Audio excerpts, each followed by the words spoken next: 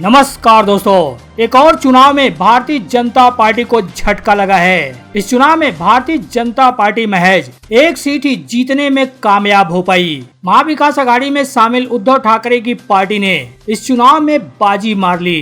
बता दें, महाराष्ट्र से लोकसभा चुनाव के हौसला बढ़ाने वाले नतीजों के बाद अब विपक्षी महाविकास अघाड़ी यानी एनडीए गठबंधन को एक और गुड न्यूज मिली है। इस चुनाव नतीजों में उद्धव ठाकरे की शिवसेना यानी यूबीटी, एकनाथ शिंदे की शिवसेना और बीजेपी पर भारी पड़ी है। जिस तरह से लोकसभा चुनाव के नतीजे आए थे, उन नतीजों से महाविकास अघाड़ी का कॉन्फिडेंस काफी बढ़ गया था। अब इस चुनाव नतीजों में शिवसेना यूबीटी को मिली जीत से कहीं न कहीं अब यह माना जा रहा है कि यह उद्धव ठाकरे और साथ साथ महाविकास अघाड़ी में शामिल पार्टियों के लिए कहीं न कहीं सुखद खबर है। दरअसल आपको बता दें, कुछ दिन पहले ही महाराष्ट्र में विधान परिषद के चुनाव हुए थे। जब इस चुनाव के फाइनल नतीजे सामने आए तो विधान परिषद के चुनाव में बीजेपी को सिर्फ एक सीटों पर ही जीत मिली।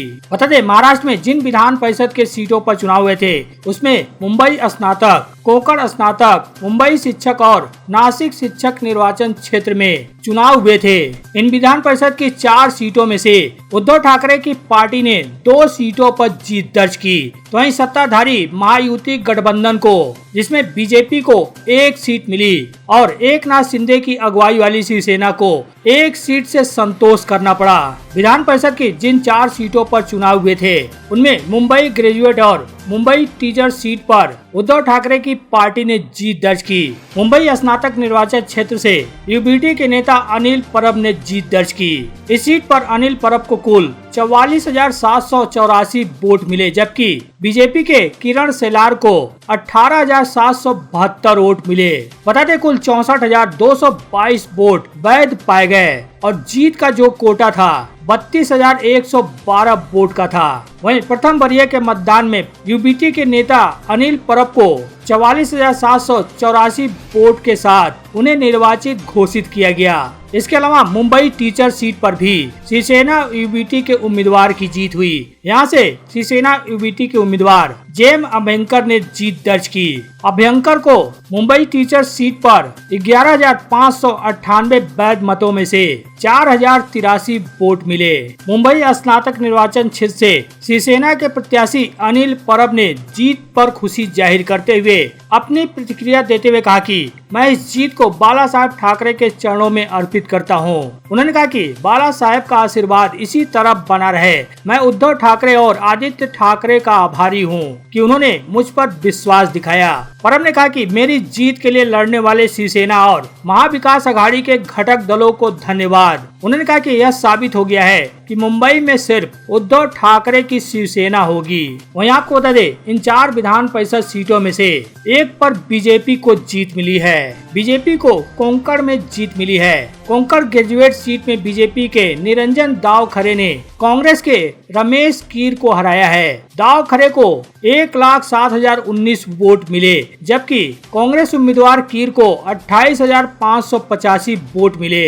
इस सीट पर बीजेपी प्रत्याशी की जीत हुई। वहीं नासिक टीचर सीट पर शिंदे की शिवसेना की जीत हुई। शिंदे के पार्टी के प्रत्याशी किशोर दराड़े ने अपने करीबी प्रतिद्वंदी विवेक कोल्हे, जो निर्दलीय उम्मीदवार थे, उनको हराकर अपनी सीट बरकरार रखी और 63,151 वैध मतों से जीत के लिए पर्याप्त मत हासिल किए। हालांकि इस सीट पर ऐसा लग रहा था कि निर्दलीय उम्मीदवार विवेक कोल्हे और किशोर दराड़े के बीच रस्साकसी चल रही है, लेकिन आखिरकार बीजेपी प्रत्याशी किशोर दराड़े की जीत हुई। पता नहीं, लोकसभा चुनाव में निराशाजनक प्रदर्शन के बाद विधान परिषद चुनाव के नतीजे भी भाजपा, शिवसेना और एनसीपी की महायुति गठबंधन के लिए चिंता बढ़ाने वाली है। वहीं विपक्षी यानी महाविकास अघाड़ी गठबंधन के लिए उद्धव ठाकरे को मिला यह जन समर्थन एक संजीवनी की तरह देखा जा रहा है। हालांकि अभी महाराष्ट्र में 11 सीटों के लिए भी विधान परिषद का चुनाव होना है। अब यह चुनाव इतना दिलचस्प हो गया है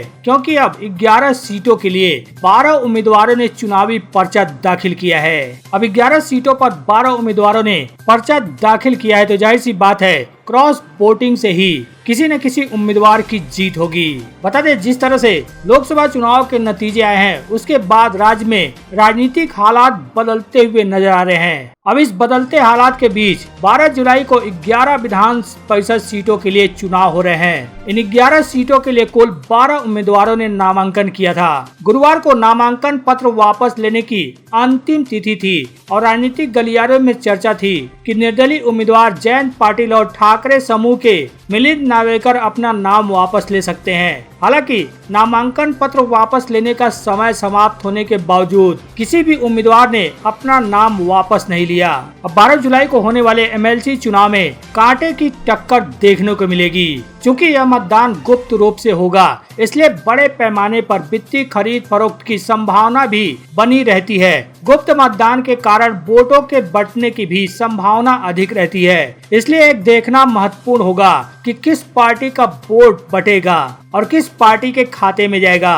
विधान परिषद चुनाव के लिए बीजेपी ने 5 उम्मीदवारों को मैदान में उतारा है, जिसमें पंकजा मुंडे, सदाभाऊ खोत, प्रणय फूके, योगेश तिलेकर और अमित गोरखे शामिल हैं। अजित पवार की अगुवाई वाली एनसीपी से राजेश बिटकर और शिवाजी राव गर्जे मैदान में हैं। वहीं मुख्यमंत्री एकनाथ शिंदे ने शिवसेना से भावना गवली और कृपाल तुमाने को नामांकित किया है। वहीं दूसरी ओर जयंत पाटिल एनसीपी, जो शरद पवार की पार्टी है, और कांग्रेस पार्टी के समर्थन से चुनाव लड़ रहे हैं। उद्धव ठाकरे द्वारा अंतिम समय में मिलिंद नार्वेकर को मैदान में उतारने के कारण विधान परिषद चुनाव में गतिरोध उत्पन्न हो गया है। अब यह देखना दिलचस्प होगा कि मिलिंद नार्वेकर का सर्वदलीय गठबंधन इस चुनाव में कितना कारगर साबित होता है। यदि ऐसा होता है तो यह देखना महत्वपूर्ण होगा कि मिलिंद नार्वेकर सत्ताधारी महायुति में किस पार्टी का वोट तोड़ेंगे। आपको यहाँ बता दें कि विधानसभा की कुल सदस्य संख्या 274 है। बहरहाल विधान परिषद की इन 11 सीटों पर चुनाव में क्या होगा क्या नहीं, यह तो देखना दिलचस्प होगा। लेकिन महाराष्ट्र में आगामी विधानसभा चुनाव से पहले उद्धव ठाकरे बड़ा खेला करने वाले हैं। खबरों के मुताबिक 10 पार्षद बीजेपी छोड़ेंगे। बता दे, रविवार को आयोजित होने वाले शिव संकल्प मेले में बीजेपी के 8 नगर सेवक पार्षद पाला बदलकर शिवसेना यूबीटी में शामिल हो सकते हैं। अगर ऐसा होता है तो बीजेपी के लिए बड़ा झटका होगा। पूर्व डिप्टी मेयर राजू शिंदे समेत 8 नगर सेवक शिवसेना यूबीटी में जाने की अटकलों ने राज्य की सियासत गरमा दी है। बता दें, कुछ दिन पहले पूर्व मंत्री सूर्यकांत पाटिल ने बीजेपी को छोड़कर शरद पवार की एनसीपी में घर वापसी कर ली थी। एक मराठी मीडिया चैनल से बातचीत करते हुए राजू शिंदे ने बीजेपी छोड़ने की पुष्टि की थी। राजू शिंदे ने कहा था कि उनके साथ 5 से 6 पार्षदों के साथ बीजेपी छोड़ रहे हैं। कार्यकर्ताओं को लगता है कि बीजेपी में रहकर उनकी समस्याएं हल नहीं होंगी। शिंदे ने कहा कि बीजेपी को सोचना चाहिए कि मैं महापौर नगर अध्यक्ष बन सकता था, लेकिन नहीं बना। हालांकि राजू शिंदे ने अन्य पार्षदों के नाम बताने से मना कर दिया।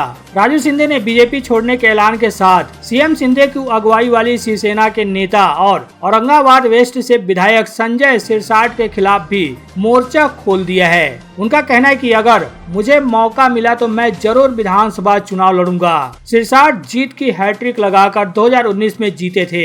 हालांकि राजनीतिक हलकों में अब दावा किया जा रहा है कि बीजेपी छोड़ने वाले पार्षदों की संख्या और बढ़ सकती है। यह संख्या 10 तक पहुंच सकती है। उद्धव ठाकरे की अगुवाई वाली शिवसेना ने छत्रपति संभाजी नगर में 7 जुलाई को पक्ष प्रवेश कार्यक्रम रखा है। इसमें पूर्व सीएम उद्धव ठाकरे की मौजूदगी रहेगी। इस दल बदल का सबसे ज्यादा असर मंत्री अतुल सावे और शिंदे गुट के विधायक संजय सिरसाट के ऊपर पड़ने की उम्मीद है, क्योंकि शिव संकल्प कार्यक्रम में 6 से 8 पार्षदों के साथ 1 जिला परिषद सदस्य, 2 पंचायत की समिति, 1 तालुका अध्यक्ष के साथ 1 युवा मोर्चा अध्यक्ष और 5 बोर्ड अध्यक्षों के शामिल होने की उम्मीद है। बता दें, लोकसभा चुनाव में महाविकास अघाड़ी की जीत के बाद उद्धव ठाकरे की अगुवाई वाली शिवसेना में शामिल होने वालों की संख्या बढ़ी है।